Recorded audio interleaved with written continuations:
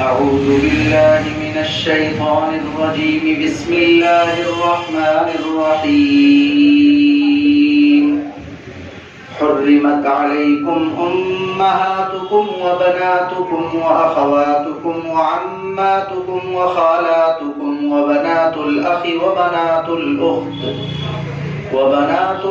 وبنات الأخت وأمهاتكم اللاتي أرضعنكم وأخواتكم من الرضاعة وأمهات نسائكم وربائبكم اللاتي في حجوركم من نسائكم اللاتي دخلتم بهن فإن لم تكونوا دخلتم بهن فلا جناح عليكم وحلائل أبنائكم الذين من أصلابكم وأن تجمعوا بين الأختين إلا ما قد سلف إن الله كان غفورا رحيما.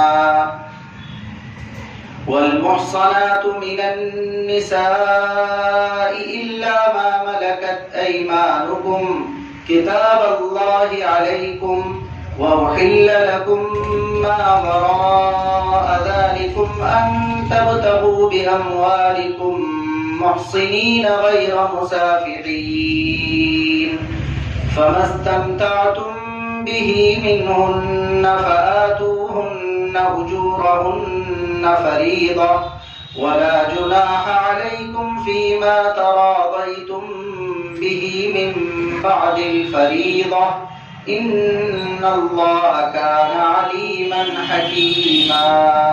صدق الله العظيم.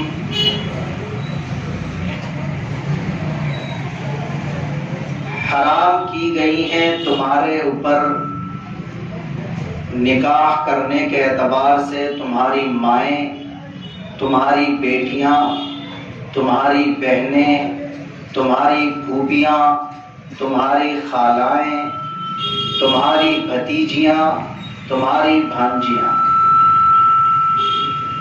اور تمہاری وہ مائیں جنہوں نے تم کو دودھ پلایا ہو، اور تمہاری دودھ شریک بہنیں، اور تمہاری بیویوں کی مائیں یعنی تمہاری ساس، اور تمہاری وہ بیٹیاں جو تمہاری ان عورتوں سے پیدا ہوں جن عورتوں سے تم نے صحبت کر لی ہے، لیکن اگر تم نے ان بیویوں سے صحبت نہیں کی تو ان کی اس بیٹی سے جو کسی دوسرے شوہر سے ہے تمہارے نکاح کرنے میں کوئی حرج نہیں ہے. اور حرام ہے تمہارے لیے تمہارے اپنے سگے بیٹوں کی بیویاں، اور حرام ہے تمہارے لیے یہ رشتہ بھی کہ تم دو بہنوں کو ایک ساتھ نکاح میں جمع کر کے رکھو، مگر جو کچھ کے زمانے جاہلیت میں گزر گیا. بلا شبہ اللہ تعالیٰ بہت مغفرت کرنے والا، رحم کرنے والا ہے. اور حرام ہیں وہ عورتیں جو کسی دوسرے کے نکاح کی قید میں ہوں، سوائے ان کے جو تمہارے قبضے میں آ جائیں باندی بن کر. یہ تمہارے لیے اللہ کا مقرر کیا ہوا قانون ہے، اور حلال کر دیا گیا تمہارے لیے ان کے علاوہ سبھی رشتوں کو، اس شرط کے ساتھ کہ تم اپنے مالوں کو خرچ کر کے بیوی حاصل کرو، نکاح کی قید میں مستقل رکھنے کے ارادے سے، صرف مستی نکالنے کے لیے نہیں. پھر تم جن خواتین سے فائدہ اٹھا رہے ہو ان کو ان کے مہر مقرر ادا کر دو، لیکن کوئی حرج نہیں ہے تمہارے لیے مقرر کرنے کے بعد بھی آپس کی رضامندی سے مہر کے تبدیل کرنے میں. بلا شبہ اللہ تعالیٰ خوب جاننے والا، خوب حکمت والا ہے. ترجمہ سن لیا غور سے؟ تو قانون کی کلاس ہے، ہم نے لکھ دیا ہے تاکہ آسانی رہے. لیکن ہم اس سے پہلے بھی یہ مضمون بیان کر چکے ہیں، تمہید کے طور پر آج پھر بیان کر رہے ہیں. اس کے بعد ان مثالوں کے ذریعے سے بتا دیا جائے گا یہ 14 رشتے لکھے ہیں ہم نے جن میں نکاح کرنا حرام ہے۔ سب سے پہلے یہ سمجھیے تمہید کے طور پر کہ انسان بھی بیسکلی بنیادی طور پر ایک حیوان ہے۔ اس سے پہلے بھی ہم نے مضمون بیان کیا ہے، یعنی انسان بھی اپنی اصل کے اعتبار سے کیا ہے؟ حیوان ہی ہے۔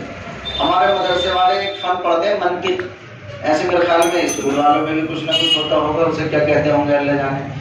اس میں ہمیں جب یہ بتایا جاتا ہے کہ گدھے کی کیا حقیقت ہے اور کتے کی کیا حقیقت ہے اور بلی کی کیا اصل حقیقت ہے، تو اس میں سب کے نام کے ساتھ حیوان لگا ہوا رہتا ہے، اور انسان کی جب حقیقت بیان کی جاتی ہے تو اس میں بھی حیوان لگا ہوا رہتا ہے۔ اگر یہ پوچھا جائے کہ الانسان ما ہوا، کہ بھئی انسان کیا ہوتا ہے نیچرلی بنیادی طور پر، تو اس کا جواب آتا ہے حیوان ناطق عربک میں، یعنی انسان ایسے حیوان کو کہتے ہیں جو اپنی بات صحیح طور پر بتانے پر اور بولنے پر قادر ہوتا ہے۔ تو انسان بھی بنیادی طور پر ایک حیوان ہے، اور اس کو پریکٹیکلی آپ یوں سمجھیے کہ 2 بنیادی ضرورتیں جو تمام حیوانوں کے اندر ہیں وہی انسان کے اندر بھی۔ اللہ تعالیٰ شرماتا نہیں نا مسئلہ بیان کرتے ہوئے، آپ نہیں شرمائیں۔ ایک ہے پیٹ کی ضرورت اور ایک ہے سیکس کی ضرورت۔ یہ 2 ضرورتیں کامن ہیں، تمام حیوانات میں بھی پائی جائیں گی اور یہی بنیادی طور پر انسان میں بھی پائی جائیں گی۔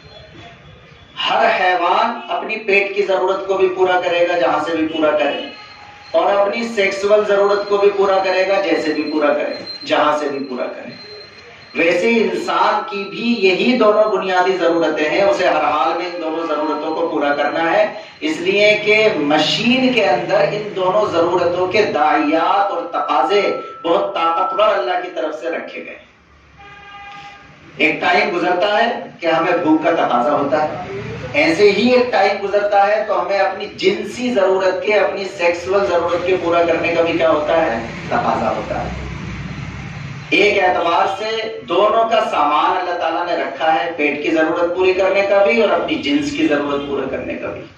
پھر سنیے کہ انسان بھی اپنی اصل کے اعتبار سے ایک حیوان ہے، جو 2 بنیادی ضرورتیں تمام حیوانات کی ہیں وہی بنیادی 2 ضرورتیں انسان کی۔ فرق یہ ہے کہ حیوان اپنی ان دونوں ضرورتوں کو پورا کرنے کے لیے عقل و شعور کے طور پر کسی قانون کا پابند نہیں ہے، اس کا جہاں سے بھی موقع لگے گا اپنی دونوں ضرورتوں کو کیا کر لے گا؟ پورا کر لے گا۔ اگر آپ نے اپنی بکری کو کھیت پر چھوڑ دیا، دائیں طرف آپ کا کھیت ہے، بائیں طرف کسی دوسرے کا کھیت ہے جس کے آپ مالک نہیں ہیں، لیکن اس بکری کو کچھ پتہ نہیں ہے، اس کا منہ ادھر اٹھے گا تو اپنے کھیت سے اپنی پیٹ کی ضرورت کو پورا کر لے گی، اور اگر ادھر اٹھ جائے گا تو دوسرے کے کھیت سے اپنی ضرورت کو۔ حیوان کو اگر دوسرے کے کھیت سے بچانا رہتا ہے تو اس کے گلے میں رسی باندھ کر اپنے آپ اسے پکڑ کے رکھنا پڑتا ہے، اس کے علاوہ وہ دوسرے کے کھیت سے نہیں بچ پائے۔ ایسے ہی جب کوئی حیوان اپنی سیکسول ضرورت کو پورا کرے گا تو اسے یہ خیال ہی نہیں آئے گا کہ جو نر جس مادہ سے اپنی ضرورت کو پورا کر رہا ہے وہ رشتے میں اس کی اجنبی ہوتی ہے یا اس کی کچھ لگتی ہے، کہیں اس سے رشتہ اس کا خالہ کا تو نہیں ہے، کہیں اس سے رشتہ اس کا پھوپھی کا تو نہیں ہے، کہیں اس سے رشتہ اس کا بہن کا تو نہیں ہے۔ جانوروں میں یہ تمام رشتے نہیں ہوتے۔ میں سمجھا پا رہا ہوں اپنی بات بہت واضح کر کے؟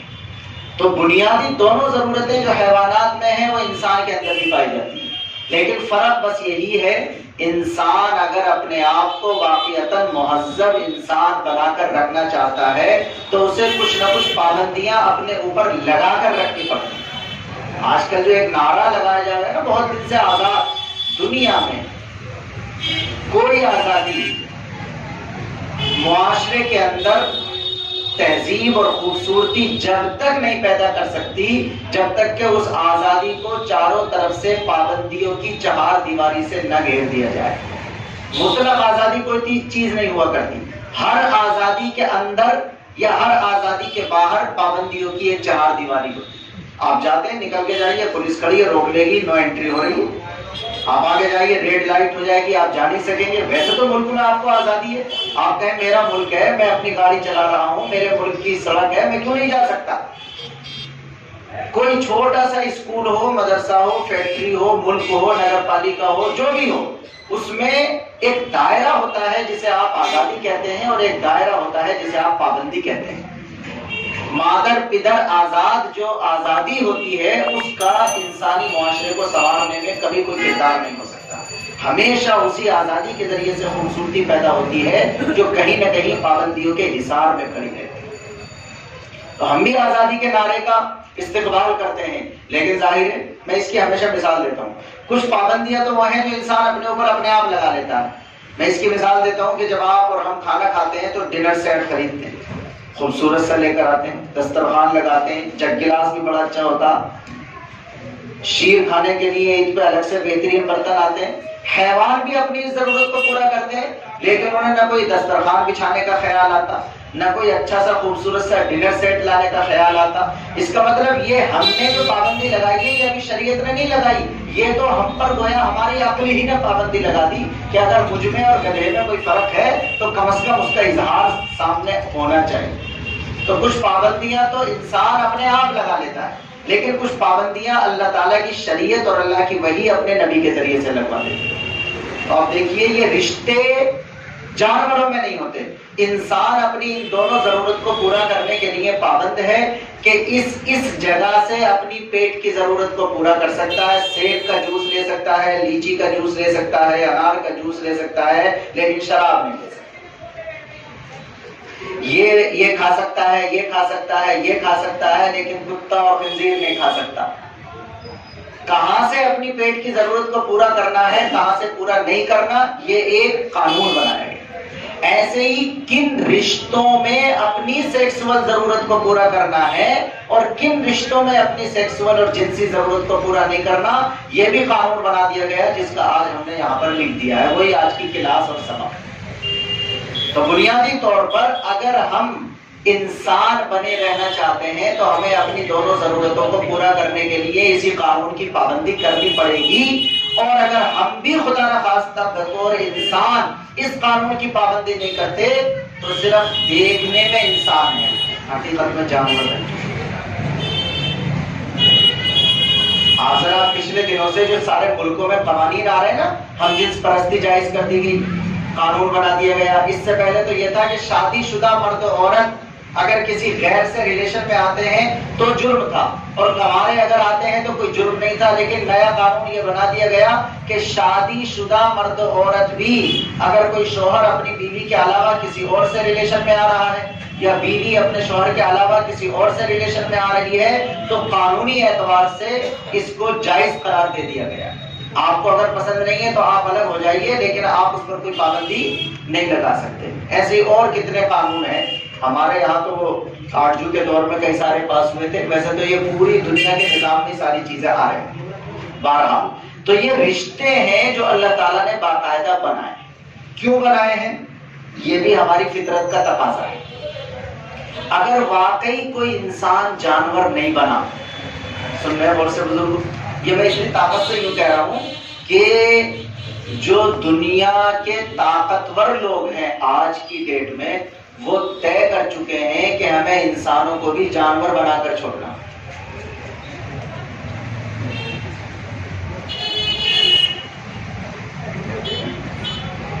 انسان اگر واقعتاً انسانی حص رکھتا ہے تو دو چیزوں کی میں آپ کو مثال دیتا ہوں۔ شہوت ہوتی ہے نا، یہ جنسی ضرورت آپ کی، یہ بھی کچھ خاص رشتے ایسے ہوتے ہیں کہ ان کا تصور کرنے سے بھی آدمی کی شہوت نہیں بڑھ سکتی، ختم ہو جائے گی۔ قادر ہی نہیں ہوگا آدمی اس بات پر کہ اس جگہ اسے یہ محسوس ہو کہ میں اس جگہ اپنی اس جنسی ضرورت کو پورا کروں۔ لیکن اگر مزاج، میں کہتا ہوں نا کہ اگر نزلہ ہو جائے اور خوشبو نہ آئے تو اس میں خوشبو کا قصور ہے یا اس کا نزلے کا مسئلہ ہے؟ اب اگر کوئی یہ کہے کہ نہیں صاحب مجھے تو بالکل اپنی سگی بھانجی سے اس طرح پیار ہو گیا کہ ہم دونوں تو ایک دوسرے کے بغیر نہیں رہ سکتے، ہمیں تو شادی کرنی پڑے گی، تو اس کا مطلب یہ نہیں ہے کہ اس کے پیار کو ہم سند دے دیں اور تائید کر دیں۔ مطلب یہ ہے کہ وہ بغیرت اپنے ماموں ہونے کی حقیقت کو بھلا چکا ہے، اسے پتہ ہی نہیں ہے کہ اس کی بھانجی کی عزت و آبرو کی حفاظت کا ذمہ دار ماموں بنا کر اللہ نے اس کو بنایا تھا، اور وہ اپنی اس حیثیت کو ختم کر چکا ہے، جانور بن چکا ہے۔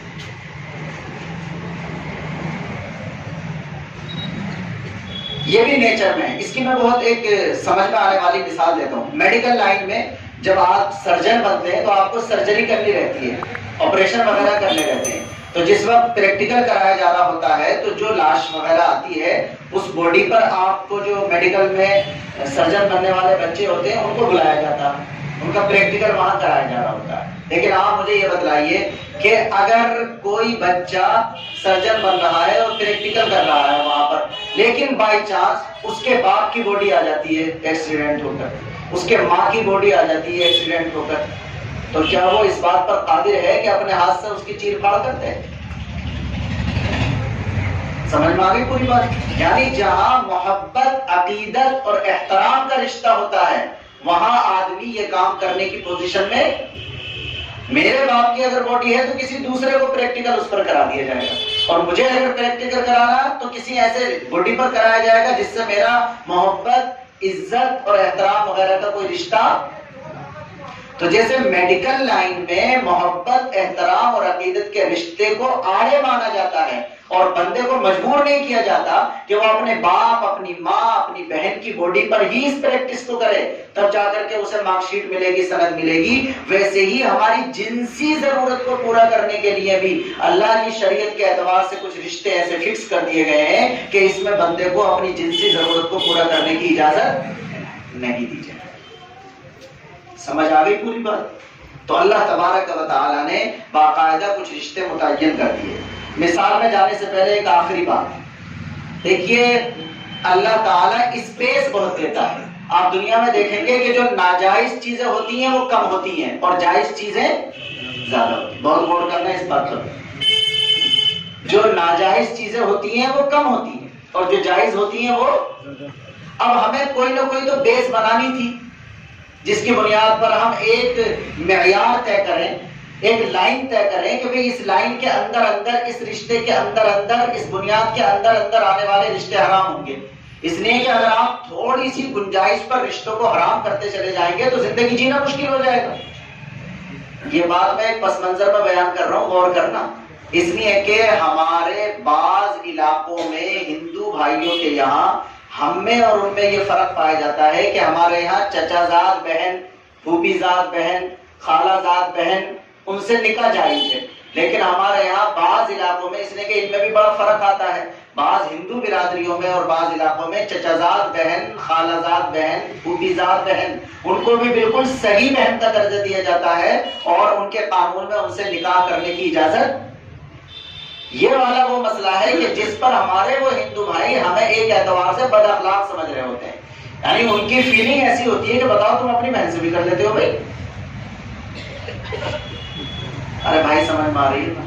تو اس وجہ سے میں یہ ذکر کر رہا ہوں کہ اللہ نے قانون تو دیا ہے, گائیڈ لائن تو دی ہے کہ کن رشتوں میں آپ کے لیے یہ ضرورت پورا کرنا جائز ہے اور کن میں جائز نہیں ہے. لیکن ایک بنیاد ہمیشہ ذہن میں رکھنی چاہیے کہ ہم دائرہ وہ بنائیں گے جس میں ناجائز جو رشتے ہیں وہ کم ہو جائیں اور جو جائز رشتے ہیں وہ کیا ہو جائیں, زیادہ ہو جائیں. اس لیے کہ دنیا میں انسانی نسل کو بڑھانا بھی ہے, اس کی بقا بھی کرنی ہے. تو ہمارے یہاں بنیاد یہ بنائی گئی ہے کہ جس خاتون سے جس مرد کا رشتہ ڈائریکٹلی ملے گا, عزت و احترام اور محبت والا, وہ رشتہ حرام ہوگا بس.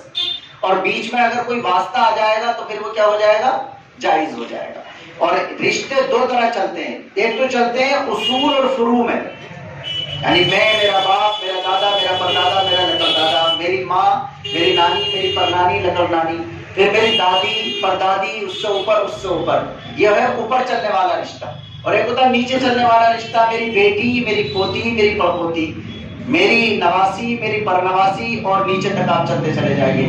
یہ رشتے تو ایسے ہوتے ہیں کہ جب اوپر والا رشتہ حرام ہوگا تو اس کے اوپر جہاں تک بھی چلتے چلے جائیں گے وہ حرام ہو جائے گا. اس لیے کہ ایک دوسرے کا وجود بنتا ہے. میرا وجود بنا میری ماں سے, میرے باپ سے, میرے باپ کا وجود بنا میرے دادا سے. تو اس میں تو ایک دوسرے, ایسے سمجھو جیسے باپ کا جز کٹ کر آتا ہے تب بیٹا بنتا ہے, بیٹے کا جز کٹ کر آتا ہے تب جا کر کے وہ نیچے آ کر کے بیٹا بنتا ہے. تو اوپر اور نیچے جو رشتے چلتے ہیں یہ زیادہ مضبوط حرام والے ہوتے ہیں, اس لیے کہ اس میں جز کٹ کٹ کر کے بننا شروع ہو جاتا ہے. لیکن کچھ رشتے ایسے ہوتے ہیں جو شاخوں میں چلتے ہیں. مثال کے طور پر شاخوں میں رشتہ چلے گا تو میری بہن بنے گی سب سے پہلے، میرے ماں باپ کی جیسے میں اولاد بنا ویسے ہی میرے ماں باپ کی اولاد کون بنے گی؟ میری بہن بنے گی۔ تو ایک تو سب سے اوپر رشتہ حرام ہو جائے گا، یعنی میرے لیے میری ماں حرام ہو جائے گی، میں مرد ہوں تو، اور اگر یہ پیدا ہونے والی لڑکی ہے تو اس کے لیے کون حرام ہو جائے گا؟ اس کا باپ حرام ہو جائے گا۔ لیکن یہ جو لڑکی بنی ہے اور میں لڑکا بنا، یہ بہن بھائی ہیں، شاخ والے رشتے میں یہ بہن بھائی بھی کیا ہو جائیں گے؟ حرام ہو جائیں گے آپس میں، اس لیے کہ میرے ماں باپ جن کے جسم سے کٹ کر میں بنا ہوں، انہی دونوں کے جسم سے کٹ کر میری بہن بھی، میں سمجھا پا رہا ہوں۔ لیکن اگر میں باپ سے اوپر کو جاؤں تو اوپر تو دادا آ جائیں گے، ان میں حرام ہونے کا سلسلہ چلے گا۔ لیکن باپ کی اگر شاخ میں چلوں، باپ کی اگر شاخ میں چلوں تو کون ہوگا؟ وہ میرا چچا ہوگا۔ باپ کی اگر شاخ میں چلوں تو کون ہوگا؟ وہ میرا چچا۔ اب چچا کی جو اولاد آئے گی، چچا کی جو اولاد بنے گی، اس میں دیکھیے تھوڑا سا فرق آ رہا، بس ایک ہی بات سمجھا رہا ہوں غور سے، بس میں پھر آگے تیزی سے مسئلے سمجھاؤں گا۔ بس چچا کی جو اولاد بنے گی اس میں کیا ہوگا کہ میں ٹکڑا بنا اپنے باپ کا، اور میرا باپ ٹکڑا تھا اپنے باپ کا، یعنی میرے دادا کا، اور میرا جو چچا ہے وہ بھی ٹکڑا ہے میرے دادا کا، تو میرا باپ اور میرے چچا وہ دونوں تو ٹکڑا بن گئے دادا کا، جس کا واسطے کے ساتھ میں بھی ٹکڑا بنا ہوں۔ لیکن چچا کی جو بیٹی ہے میرے، اس بیٹی میں صرف میرے چچا کٹ کر نہیں گئے بلکہ چچی بھی کٹ کر گئی ہے، اور وہ چچی تو کسی دوسرے خاندان سے آئی ہوئی تھی، اس کا میری ذات سے کوئی تعلق نہیں۔ میں سمجھا پا رہا ہوں؟ یعنی جس کا جسم ذریعہ بن رہا ہے ہمارے وجود میں آنے کا، یہ دیکھنا پڑے گا کہ اس کے جسم سے میری ٹچنگ کس واسطے سے ہو رہی ہے، کیسے ہو رہی ہے۔ اگر وہ ہو رہی ہے ڈائریکٹلی تو وہ رشتے حرام ہوتے چلے جائیں گے، اور جہاں اس میں 50% ہو رہا اور 50% نہیں ہو رہا تو گنجائش مل جائے گی، اور وہ رشتے ہمارے لیے کیا ہو جائیں گے؟ جائز ہو جائیں گے۔ بنیاد سمجھ میں آئی؟ اب دیکھیے آپ مثال آیت میں یہی ہے، اس وجہ سے میں بتلا رہا ہوں، یہ ہے ہمارے پاس۔ بھائی تھوڑا سا ایسے کرنا ذرا، دیکھیے بس زیادہ نہیں، یہ نظر آ رہا جی؟ آیت آتی ہے حرمت علیکم امہاتکم، اللہ تعالیٰ فرماتا حرام کی گئی تمہارے لیے تمہاری ماں۔ نمبر 1 کون حرام ہے؟ ماں۔ ماں کے بعد بریکٹ میں ہم نے لکھا ہے دادی اور نانی۔ ماں کا لفظ بولا گیا لیکن اوپر تک یہ سلسلہ چلتا چلا جائے گا دونوں طرف سے۔ عربی میں دادی اور نانی دونوں کے لیے ایک ہی لفظ آتا ہے، یہاں اردو میں الگ الگ بول دیتے ہیں نانی اور دادی، لیکن جیسے ماں سے رشتہ حرام ہوگا ویسے ہی ماں سے اوپر دادی پردادی لکڑ دادی نانی پرنانی لکڑ نانی سب کے سب کیا ہوتی چلی جائیں گی؟ حرام ہوتی چلی جائیں گی، ایک رشتہ۔ نمبر 2 حرمت علیکم امہاتکم و بناتکم، نمبر 2 بیٹی، بیٹی حرام ہے۔ بیٹی کے اندر پوتی پڑپوتی نواسی پرنواسی سب کے سب شامل ہو جائیں گے، اس لیے کہ اس میں نیچے تک جتنے بھی رشتے چلتے چلے جائیں گے اس میں بندے کا جز، بندے کا کچھ نہ کچھ حصہ جسم کا ذریعہ بن کر بنتا چلا جائے گا۔ میں نے بتلا دیا اصول اور فروع، جو اوپر کی طرف چلے گا جو نیچے کی طرف چلے گا، اس میں حرمت زیادہ ہوتی ہے، اس میں زیادہ حرام ہونے والا رشتہ بہت دور تک چلتا ہے۔ نمبر 3 بہن، بہن حرام ہے آپ کے لیے۔ اب یہ جو بہن ہے یہ ظاہر ہے کہ اس میں وہ بہن حرام ہوگی جس کے وجود میں اور میرے وجود میں جن سے ہمارا وجود ہوا ہے وہ سیم ہوں گے، ٹھیک ہے۔ اب مثال کے طور پر اس بہن کے اندر 3 قسم کی بہنیں شامل ہوتی ہیں۔ 3 قسم کی بہنوں کا مطلب یہ ہوتا ہے کہ باپ ایک ہو دونوں کا اور ماں بھی وہی ہو، ماں باپ دونوں ایک ہوں یا صرف باپ میں شریک ہوں یا صرف ماں میں شریک ہوں، تو یہ بالکل پہلا والا رشتہ ہے، اس میں تینوں درجے کی جو بہنیں ہیں ان سے رشتہ کرنا کیا ہو جائے گا؟ حرام ہو جائے گا۔ نمبر 4 آتی ہیں پھوپھی جناب۔ پھوپھی، اس میں آپ یاد رکھیے گا کہ پھوپھی اور خالہ سے مراد ہے سگی پھوپھی اور سگی خالہ، ورنہ تو خاندانی اعتبار سے تو بہت پھوپھیاں ہوتی ہیں، خاندانی اعتبار سے بہت خالائیں ہوتی ہیں، وہ سارے کے سارے رشتے میں حلال ہو جاتی ہیں۔ لیکن جو سگی پھوپھی ہے، سگی پھوپھی کا کیا مطلب ہوگا؟ ہمارے باپ کی سگی بہن، یہ سگی ہماری پھوپھی کہلائے گی، اس سے بھی رشتہ کیا ہو جائے گا؟ ناجائز اور حرام ہو جائے گا۔ پھر اب 5ویں نمبر پر آتی ہے خالہ۔ خالہ کون کہلاتی ہے؟ ہماری ماں کی سگی بہن۔ سگی بہن میں وہ تینوں آ جائیں گی، باپ شریک ہو یا ماں شریک ہو یا دونوں شریک ہو، وہ سب اس کے اندر شامل ہو جائیں گی۔ تو 5واں رشتہ جو حرام ہے جس میں ہماری شادی کرنا وہ خالہ کا رشتہ ہے۔ نمبر 6 پر آتی ہے بھتیجی۔ بھتیجی کس کی؟ آپ کی اپنی بھتیجی۔ آپ کی اپنی بھتیجی کون کہلاتی ہے؟ جو آپ کے بھائی کی بیٹی ہوتی ہے. کئی مرتبہ کوئی بھتیجی آپ کی نہیں ہوتی بلکہ آپ کی بیوی کی بھتیجی ہوتی ہے، لیکن عرف میں اسے آپ کی بھی کیا کہا جاتا ہے؟ یعنی بھتیجی یا تو اس کی کہلائے گی جس کو وہ چچا کہتی ہوگی، یا اس کی کہلائے گی جس کو وہ پھوپھا کہتی ہوگی. تو یہاں جو بھتیجی سے مراد ہے وہ چچا کی بھتیجی مراد ہے، پھوپھا کی بھتیجی مراد اس نے کہ پھوپھا والی جو بھتیجی ہوتی ہے وہ اصل میں اس بندے کی بھتیجی نہیں ہوتی، وہ تو اس کی بیوی کی بھتیجی ہوتی ہے. اس بیوی کے رشتے کی وجہ سے وہ اس کی بھتیجی کہلاتی ہے، ورنہ حقیقت میں وہ اس بندے کی بھتیجی نہیں ہوتی. تو چھٹا رشتہ بھتیجی کا ہے جو حرام ہے. ساتواں رشتہ بھانجی کا ہے، یعنی آپ کی سگی بہن کی حقیقی بیٹی، وہ بھی آپ کے لیے حرام. یہ بنیادی طور پر نسب کے اعتبار سے 7 رشتے ہیں جنہیں خونی رشتے کہا جاتا ہے، اور ان خونی رشتوں کی بنیاد پر یہ 7 رشتے میں نکاح کرنا انسان کے لیے، مسلمان کے لیے کیا قرار دے دیا گیا؟ حرام. تو یہ 7 رشتے تو وہ ہیں جو خون کی بنیاد پر حرام ہوتے ہیں. 8واں رشتہ ادھر ہے، نمبر 8، وَأُمَّهَاتُكُمُ اللَّاتِي أَرْضَعْنَكُمْ، تمہاری وہ مائیں جنہوں نے تمہیں دودھ پلایا. ہم جانتے ہیں ہمارے نبی پاک علیہ السلام کی بھی ایک دودھ والی دائی حلیمہ تھی، ماں. تو قرآن یہ رشتہ بالکل ماں کے درجے میں رکھ دیتا ہے، اس لیے کہ جس کا دودھ آپ نے پی لیا وہ آپ کی کیا بن گئی؟ ماں بن گئی. تو یہ جو رضائی ماں ہے اس سے بھی آپ کا نکاح حرام ہو جائے گا. اور پھر رضائی بہن، یہ عجیب و غریب رشتہ ہے کہ جب آپ کسی کا دودھ پی لیں گے وہ آپ کی ماں بن جائے گی. پھر یہ جو 7 رشتے خون کی وجہ سے حرام ہوتے ہیں، وہی 7 کے 7 رشتے دودھ شریک ہونے کی وجہ سے بھی کیا ہو جائیں گے؟ حرام. وہاں تک اس کا اثر جائے گا. تو دیکھنے کے لیے تو وہ 2 ہیں، رضائی ماں اور رضائی بہن. لیکن رضائی بہن اللہ تعالیٰ نے قرآن میں ذکر کر کے پھر بتلا دیا، اللہ کے نبی نے سمجھایا یحرم من الرضاء ما یحرم من النسب، کہ رضاعت کی دودھ کی بنیاد پر بھی وہ تمام رشتے حرام ہو جاتے ہیں جو نسب اور خون کی بنیاد پر کیا ہوتے ہیں؟ حرام. اس چیز کو ہمیں زیادہ چیک کر کے رکھنا چاہیے. ویسے تو آج کل ہمارے سماج میں زیادہ ضرورت تو دودھ پینے کی پیش نہیں آتی کسی دوسرے کا دودھ پینے کی، ماں کا ہی دودھ زیادہ تر پیتے ہیں. عربوں میں تو یہ کلچر تھا کہ عربوں میں مائیں دودھ ہی نہیں پلاتی تھی اپنا، دوسری جگہ بچے دودھ پیا کرتے تھے زیادہ تر، تو زیادہ یہ ضرورتیں پیش آتی تھی. ہمارے یہاں تو ایسا نہیں ہے، لیکن ہمارے یہاں جب بھی ضرورت پیش آتی ہے تو معاملہ نازک ہو جاتا ہے. اس لیے کہ زیادہ تر اگر ضرورت، اچانک انتقال ہو گیا ماں کا بچے کی پیدائش میں، اور پتہ چلا کہ اس بچے کی جو خالہ ہے وہ بھی ابھی ولادت سے گزری ہے، تو وہ خالہ ہی دودھ پلا دیتی ہے اس کو. تو کئی مرتبہ دودھ پینے کی وجہ سے آگے اب یہ بڑے ہو گئے، یہ بھی بڑا ہو گیا بچہ، اور وہ خالہ کی بیٹی بھی بڑی ہو گئی، اب یہ خالہ زاد بھائی بہن ہے. ویسے تو اب ان میں لگ جاتا ہے رشتے کا مسئلہ، لیکن ویسے تو وہ خالہ زاد بہن ہے، مگر خالہ زاد سے بڑھ کر وہ کیا بن گئی ہے؟ دودھ شریک اور رضائی بہن بن گئی. اس وجہ سے وہ رشتہ اب نہیں کیا جا سکتا. تو 8واں رشتہ ہے رضائی ماں، 9واں رشتہ ہے رضائی بہن. نمبر 10 رشتہ ہے خوش دامن. خوش دامن کسے کہتے ہیں؟ خوش دامن ساس کو کہتے ہیں. ساس کتنا برا سا لگے اس وجہ سے میں نے فارسی میں لکھ دیا تھا خوش دامن. تو ساس، دیکھیے جب ہمارا رشتہ ہوتا ہے تو ظاہر ہے ہمارے جو ماں باپ ہوتے ہیں وہ ہماری بیوی کے ماں باپ بن جاتے ہیں، اور جو ہماری بیوی کے ماں باپ ہوتے ہیں وہ ہمارے ماں باپ بن جاتے ہیں. تو یہ خوش دامن جو ساس ہے یہ بھی ہمیشہ ہمیش کے لیے بندے پر کیا ہو جاتی ہے؟ حرام ہو جاتی ہے. آج کل یہ رشتہ بہت زیادہ احتیاط کا بن گیا ہے. تو 10واں رشتہ ہے جس کو اللہ تعالیٰ نے حرام کیا، وہ امہات نسائکم، تمہاری بیویوں کی ماں، وہ تمہاری ماں کے درجے میں ہے، حرام ہے.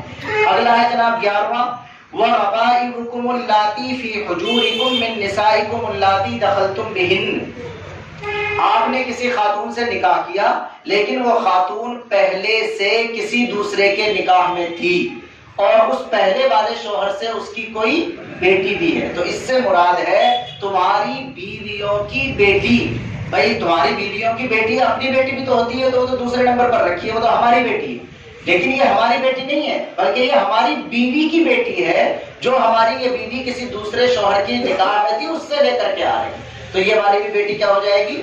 حرام ہو جائے گی. لیکن اس کے حرام ہونے کی کنڈیشن جب آئے گی جب نکاح کے بعد بیوی سے آپ صحبت کر لیں. لیکن اگر بیوی سے صحبت نہیں کی اور صحبت کے بغیر ہی طلاق ہو گئی مثال کے طور پر نکاح ہوتے ہی، تو پھر وہ والی جو اس کی بیٹی ہے جو کسی دوسرے باپ سے ہے اس سے رشتہ کیا ہو سکتا ہے؟ کیا جا سکتا ہے. تو تمہاری بیویوں کی وہ بیٹیاں جو تمہارے پاس آ جاتی ہیں تمہاری پرورش میں، دوسرے کی وہ اصل میں بیٹی ہوتی ہیں، وہ بھی تمہارے لیے حرام ہے. اسے کہا جاتا ہے بیوی کی بیٹی. فرق سمجھ میں آیا؟ یہاں لکھا ہے 11 نمبر پر بیوی کی بیٹی، اور وہاں 2 نمبر پر لکھا ہے بیٹی. تو اس سے مراد ہے اپنی بیٹی، اور اس سے مراد ہے بیوی کی وہ بیٹی جو ہماری نہیں ہے بلکہ وہ کسی دوسرے شوہر سے لے کر آئے. اور نمبر 12 جناب، نمبر 12 وحلائل ابنائکم الذین من اصلابکم، تمہارے بیٹوں کی بیوی. شادی کر دی بیٹے کی بیوی آ گئی گھر میں، تو یہ ساس، یہ ہو گئے سسر اور بہو. یعنی سسر کے لیے اپنی جو بہو ہے اپنے بیٹے کی بیوی، وہ ہمیشہ ہمیش کے لیے کیا ہوتی ہے؟ حرام ہوتی ہے. یہ وہ رشتہ ہے. میں پھر ٹوک دوں کہ یہ رشتہ بھی وہ ہے جس میں آج کل بہت زیادہ احتیاط کی ضرورت ہے. سسر کا جو درجہ ہے بالکل باپ کا ہے، وہ باپ کی طرح اس کے سر پر بھی ہاتھ رکھ سکتا ہے، وہ باپ کی طرح اس کے تمام ضرورتوں کو بھی پورا کر سکتا ہے جیسا باپ ہوتا ہے گھر میں اپنی بیٹی کے لیے. لیکن ظاہر ہے کہ سماج میں یہ رشتہ بھی بہت زیادہ گندا ہو چکا ہے، اور اتنی زیادہ اس کی مثالیں پیش آ چکی ہیں کہ ان کو کور کرنا مشکل ہوتا چلا جا رہا ہے، اور اسلامی قانون پر اس کی وجہ سے اعتراضات بھی بہت ہو جاتے ہیں. اس لیے کہ اس میں یہ ہے کہ اگر سسر نے اپنی بہو کے ساتھ ایسی حرکت کر لی تو یہ بہو جو ہے اس کے بیٹے کی بیوی یا اس بیٹے کے لیے کیا ہو جاتی ہے؟ حرام ہو جاتی ہے. اور ایسی حرام ہوتی ہے کہ دنیا کا کوئی قانون شریعت کے اعتبار سے اس کو اس کے لیے حلال. آپ 3 طلاق بھی دے دیں تو بھی دوبارہ بیوی آپ کے پاس کسی نہ کسی طرح آ سکتی ہے. لیکن اگر آپ کے باپ نے آپ کی بیوی کے ساتھ خدا نخواستہ یہ حرکت کر لی تو پھر ایسی صورت میں ہمیشہ ہمیش کے لیے وہ بیوی بیٹے کے نکاح سے کیا ہو جاتی ہے؟ نکل جاتی ہے. اس لیے یہ رشتہ بھی آج کل بہت احتیاط کا ہے، اپنا الگ مکان ہونا چاہیے تو زیادہ بہتر ہے. اگلا رشتہ ہے رشتہ نمبر 13 وَأَن تَجْمَعُوا بَيْنَ الْأُخْتَيْنِ، ایک وقت میں 2 بہنوں کو ایک ساتھ نکاح میں رکھنا. دیکھو یہ پہلے 7 رشتے آ گئے تھے خون والے، اس کے بعد 2 رشتے آ گئے دودھ والے، اور اس کے بعد یہ خوش دامن سے جو رشتے شروع ہوتے ہیں یہ ہوتے ہیں سسرالی رشتے داری سے، جو پھر ہمارے لیے حرمت آتی ہے. اور یہ جو ہے نا 2 نیچے والے 13 اور 14، 2 بہنوں کو ایک ساتھ جمع کرنا اور دوسرے کی بیوی جو کسی دوسرے کے نکاح میں ہو، یہ ہے عارضی حرام، عارضی حرمت. یعنی اس میں کچھ کنڈیشن ایسی آ جاتی ہے کہ وہ حرام نہیں رہتی. مثال کے طور پر ایک لڑکی آپ کے نکاح میں ہے تو اس کے نکاح میں ہوتے ہوئے تو اس کی بہن سے آپ نکاح نہیں کر سکتے، لیکن اگر اس کا انتقال ہو جاتا ہے یا اسے طلاق ہو جاتی ہے تو آپ اس کی دوسری بہن سے کیا کر سکتے ہیں؟ نکاح کر سکتے ہیں. تو 2 بہنوں کو ایک ساتھ نکاح میں رکھنا ناجائز ہے، لیکن الگ الگ وقتوں میں دونوں کو نکاح میں رکھا جا سکتا ہے. ہم نے بریکٹ میں لکھی پھوپھی بھتیجی اور خالہ بھانجی. جو حکم 2 بہنوں کو ایک ساتھ جمع کرنے کا ہے حرام ہونا، وہی حکم ہے پھوپھی اور بھتیجی کو ایک ساتھ رکھنا. آپ نے کسی لڑکی سے نکاح کیا، اس کے بعد اس کی بھتیجی بھی پسند آ رہی ہے آپ کو، اس کی سگی بھتیجی، میں سمجھا پا رہا ہوں، ایک تو اپنی بھتیجی ہوتی ہے جو پہلے آ چکی وہ تو حرام ہے، لیکن یہ ہے بیوی کی بھتیجی، یہ آپ کے لیے اجنبی ہے. اگر وہ عورت آپ کے نکاح میں نہ ہوتی جو آپ کی بیوی ہے تو وہ بھتیجی آپ اس سے نکاح کر لیتے. لیکن جب وہ اسی بھتیجی کی پھوپھی آپ کے نکاح میں ہے تو جیسے 2 بہنوں کو ایک ساتھ جمع نہیں کر سکتے ویسے ہی سگی پھوپھی بھتیجی کو بھی ایک ساتھ نہیں جمع کر سکتے، ایسے ہی سگی خالہ اور بھانجی کو بھی ایک ساتھ نہیں جمع کر سکتے. یہ ہے رشتہ 13. رشتہ نمبر 14 والمحصنات من النساء، 14واں رشتہ حرمت کا وہ ہے جس میں ہے تو وہ اجنبی عورت، آپ کا کوئی رشتہ نہیں، ان رشتوں میں سے کوئی رشتہ اس کے ساتھ نہیں ہے مگر وہ آلریڈی کسی کے نکاح میں ہے، تو وہ بھی آپ کے لیے کیا ہے؟ حرام. لیکن اس کی ایک کنڈیشن ایسی آتی ہے کہ مثال کے طور پر ہندو کفر میں اور اسلام میں جنگ ہوئی اور اس کے بعد جنگ کے نتیجے میں اللہ تعالیٰ نے مسلمانوں کو فتح عنایت فرما دی اور کچھ غیر مسلم کافر قید میں آ گئے. ان قید میں مرد بھی آ گئے اور اس قید میں عورتیں بھی آ گئی. تو اب وہ جو کافروں کی عورتیں مسلمانوں کی جنگ کے نتیجے میں قید میں آ گئی ہیں تو ظاہر ہے ان کا تو نکاح وہاں ہوا ہے. بھائی وہ جو کافروں کی کنٹری ہے مثال کے طور پر جب مسلم اور کفر کی کنٹری میں جنگ ہوئی تو وہ جو ان کے یہاں نکاح ہو چکا ہے اس کا وہ تو کسی کے نکاح میں ہے، لیکن اگر وہ قید ہو کر اور گرفتار ہو کر دارالاسلام میں اسلامی مملکت میں یہاں پر آ گئی تو اب اسلامی نقطۂ نظر سے اس کا جو وہ کافر شوہر ہے اس سے رشتہ کیا ہو چکا؟ اس کا منقطع ہو چکا، ختم ہو چکا. تو اس کنڈیشن میں اس سے یہاں پر آ کر کے کیا کیا جا سکتا ہے؟ نکاح کیا جا سکتا ہے. یہ 14 رشتے ہیں جو اس آیت میں اللہ تبارک و تعالیٰ نے بیان فرمائے. اور ان 14 کو بیان کرنے کے بعد فرمایا وَأُحِلَّ لَكُم مَّا وَرَاءَ ذَلِكُمْ کہ اس کے علاوہ جس سے بھی تم نکاح کرنا چاہو کر سکتے ہو 2 شرطوں کے ساتھ. ایک شرط یہ ہے کہ مہر خرچ کرو، وہ پہلے بھی آ چکا. ایک شرط یہ ہے کہ کیا خرچ کرو گے؟ مہر خرچ کرو گے. اور دوسری شرط یہ ہے کہ ٹیمپریری نہیں کرنا، مستی نکالنے کے لیے نہیں کرنا، صرف لذت حاصل کرنے کے لیے نہیں رکھنا، بلکہ باقاعدہ اس کو ایک لائف ٹائم رشتہ بنا کر اور انسانی آبادی کو بڑھانے کے نقطۂ نظر سے آپ کو نکاح کرنا ہے. قرآن کا لفظ ہے محسنین غیر مسافحین. یہ بھی ذہن میں رہے کہ تم رشتے کو پائیدار، لائف ٹائم اور مضبوط بنانے کے ارادے سے قائم کرو، غیر مسافحین صرف ٹائم پاس کرنے کے ارادے سے. سمجھ رہے ہیں آپ؟ قرآن میں لکھی ہے یہ بات. صرف ٹائم پاس کے لیے نہیں رشتہ آپ قائم کریں گے. تو ان 14 رشتوں کے علاوہ سب رشتے آپ کے لیے جائز ہیں 2 شرطوں کے ساتھ. ایک تو مال خرچ کرو نفقے اور مہر کے طور پر، اور دوسرے اپنی نیت صاف رکھو کہ ٹائم پاس نہیں بلکہ آپ اس سے واقعی لائف ٹائم رشتہ بنانا چاہتے ہیں. ایک بات اور اس آیت سے یہ پتہ چلتی ہے کہ اللہ نے تلاش کرنے کا حکم مردوں کو دیا ہے. ان تبتغوا باموالکم کہ تم خود ڈھونڈو اپنے لیے اپنی بیویاں. اس سے ہمیں یہ سبق ملتا ہے کہ پرپوز کرنے کا حق مرد کا ہے، عورت کا حق ہے قبول کرنا. جس خاندان میں، جس برادری میں، جس سماج میں ایسا بن جائے کہ صاحب وہاں لڑکی والے پریشان ہوں اور وہ رشتہ تلاش کرتے پھریں تو یہ صورتحال زیادہ مناسب. لڑکی کو اللہ تبارک و تعالیٰ کے قانون نے بہت قیمتی چیز کا درجہ دیا ہے. ایسا درجہ دیا ہے کہ لڑکی تو بس گھر میں محفوظ ہے، اسے مانگنے کے لیے لڑکے والوں کو آنا چاہیے. کس کو آنا چاہیے؟ لڑکے والوں کو. آپ کے یہاں کیسا ہے مجھے نہیں معلوم. لڑکے والے اگر جاتے ہیں تو یہی اصل ہے. ہمارے دیہات میں ہمارے یہاں کا دیہات کا جو انداز ہے ہم نے دیکھا ہے اس میں لڑکے والے تو ایسے بنا کے بیٹھے رہتے ہیں جیسے ان کے پاس کوئی بہت بڑی دولت رکھی ہے اور لڑکی والے بیچارے پریشان ہو رہے ہوتے ہیں. یہ بات نیچرل نہیں معلوم ہوتی، یہ بات اچھی نہیں معلوم ہوتی، بلکہ مرد کو باقاعدہ ہاتھ مانگنے کے لیے جانا چاہیے. یہ اللہ تعالیٰ یہ بتلا رہا ہے کہ اسے کم درجہ دے رہا مرد کو کہ تو جا، تو تلاش کر، تو ڈھونڈ، تو جا کر کے مانگ کہ بھی ہمیں اپنی بیٹی دے دیجیے. اس لیے کہ بیٹی وہ رخصت ہو کر کے جائے گی، اس کے ماں باپ نے کتنی محنتوں سے اور کتنے ناز سے اسے قربان چڑھایا، وہ اپنی دولت کو رخصت کریں گے. تو اللہ تعالیٰ نے مرد کو پابند بنایا ہے کہ پیسہ بھی خرچ کرے گا مہر کے طور پر اور تلاش بھی خود کرے گا، پیغام بھی لے کر کے خود جائے گا. اور اس کے بعد ایک مسئلہ اور ہے آخری کہ جو مہر فکس ہوتا ہے، یہ فکس کر لیا مجلس نکاح میں، جھنڈا شریف میں نکاح ہو رہا تو یہاں بتا دیا کہ صاحب اتنا مہر ہے، لیکن آپ کے فکس کرنے سے فکس تو ہو گیا، مگر ایسا فکس نہیں ہوا ہے کہ میاں بیوی اگر اس میں کچھ بدلنا چاہیں تو بدل نہ سکے. اس لیے کہ اصل میں تو یہ ان دونوں کا ہی مسئلہ ہے. یہاں تو باپ نے مل کر، دونوں طرف کے پیرنٹس نے مل کر کر دیا تھا کہ صاحب 50,000 ہے جی مہر، ٹھیک ہے. رات کو جب وہ پہنچا بیچارہ اپنے شوہر اپنی بیوی کے پاس تو اس نے دیکھا اور اس کی طبیعت بہت زیادہ خوش ہوئی اور اس نے کہا کہ وہ تمہارے ابا تو بالکل بڑے ہی نیک آدمی تھے، بالکل بھی مہر لینا نہیں چاہ رہے تھے، میں تو تمہیں 2 لاکھ روپے دوں گا مہر.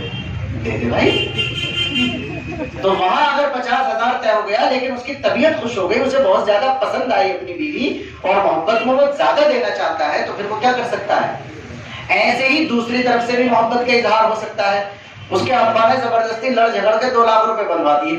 اب اس نے جا کر کے دیکھا اور اس نے جا کر کے کہا کہ دیکھو میری تم سے اب ملاقات ہو رہی ہے، وہ نکاح کی مجلس میں جو بھی ہو گیا آپ کو زحمت اٹھانے کی، پریشان ہونے کی کوئی ضرورت نہیں ہے، زندگی بھر آپ کا ساتھ ہے، اس میں پیسوں کی کیا حیثیت ہے، مجھے آپ سے کوئی نہیں چاہیے پیسہ ویسا، مجھے تو آپ مل گئی یہی بہت بڑی دولت ہے اللہ کی طرف سے. یعنی اگر وہ اپنے متعین مہر میں سے کچھ کو ختم کر دیتی ہے کہ نہیں چلو بہرحال مہر شریعت نے رکھا ہے، اتنا بوجھ اپنے اوپر مطلب 50,000 روپے دے دو، ختم کرو، کوئی چیز بنوا دو، وہی تمہارا مہر ادا ہو جائے گا، تو ایسا کرنے کی اسے بھی اجازت. اور یہ قرآن میں لکھا ہے.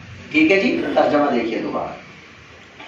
حرام کر دیے گئے تمہارے لیے نکاح کے طور پر رشتے، تمہاری مائیں، تمہاری بیٹیاں، تمہاری بہنیں، تمہاری پھوپھیاں، تمہاری خالائیں، تمہاری بھتیجیاں، تمہاری بھانجیاں، اور تمہاری وہ مائیں جنہوں نے تمہیں دودھ پلایا، اور تمہاری دودھ شریک بہنیں، اور تمہاری بیویوں کی مائیں یعنی تمہاری ساس، اور تمہاری ان بیویوں سے جن سے تم نے صحبت کر لی ہو وہ بیٹیاں جو تمہاری پرورش میں آ جائیں. اگر تم نے ان عورتوں کے ساتھ ابھی صحبت نہیں کی ہے تو پھر ان کی ان بیٹیوں سے نکاح کرنے میں تمہارے لیے کوئی حرج نہیں. اور حرام ہے اسی طرح تمہارے لیے تمہارے ان بیٹوں کی بیویاں جو تمہارے سگے بیٹے ہوں. اس کی بات رہ گئی. اپنے بیٹے کی بیوی حرام ہوتی ہے, منہ بولے بیٹے کی بیوی حرام. کسی کو لے لیا تھا, بیٹا بنا لیا, اس کی شادی بھی کر دی, اس کے بعد ان میں لڑائی ہو گئی, تو جو منہ بولا بیٹا تھا آپ کا, اس نے کیا دے دی, اسے طلاق دے دی. آپ کر لو, نکاح ہو جائے گا, اس لیے کہ وہ آپ کے سگے بیٹے کی بیوی نہیں ہے, وہ آپ کے منہ بولے بیٹے کی بیوی ہے. منہ بولا تو آپ کے منہ کے بولنے سے ہوا, ڈی این اے تو نہ مل رہا نا آپ کا, اللہ تعالیٰ نے تو خون کا رشتہ جوڑا نہیں ہے اس کے ساتھ. تمہارے ان بیٹوں کی بیویاں جو تمہاری اپنی پشت سے ہوں یعنی سگے ہوں. اور حرام ہے تمہارے لیے یہ کہ تم دو بہنوں کو ایک ساتھ نکاح میں جمع کرو مگر جو زمانے جاہلیت میں گزر چکا. بلا شبہ اللہ تعالیٰ مغفرت کرنے والا رحم والا ہے. اور حرام ہے تمہارے لیے وہ عورتیں جو کسی دوسرے کے نکاح میں ہوں سوائے اس کے جن کے تم مالک بن جاؤ, یعنی تمہاری باندی بن جائیں. اس کا انشاءاللہ اگلے سبق میں تفصیل سے بتائیں گے. جو باندی بن جاتی ہے یہ اللہ کا قانون ہے تمہارے لیے, اور حلال کر دیے گئے تمہارے لیے اس کے علاوہ تمام رشتے, اس شرط کے ساتھ کہ تم اپنے مالوں کو خرچ کر کے تلاش کرو, لائف ٹائم نکاح کا ارادہ کرنے والے بنو, مستی نکالنے والے نہیں. پھر جن سے تم فائدہ اٹھاؤ تو ان کے مقررہ مہر ادا کر دو, اور کوئی حرج نہیں ہے تم پر مہر کے مقرر ہونے کے بعد بھی آپس کی رضامندی سے کچھ کمی زیادتی کرنے میں. بلا شبہ اللہ تعالیٰ خوب جاننے والا ہے, خوب حکمت والا ہے.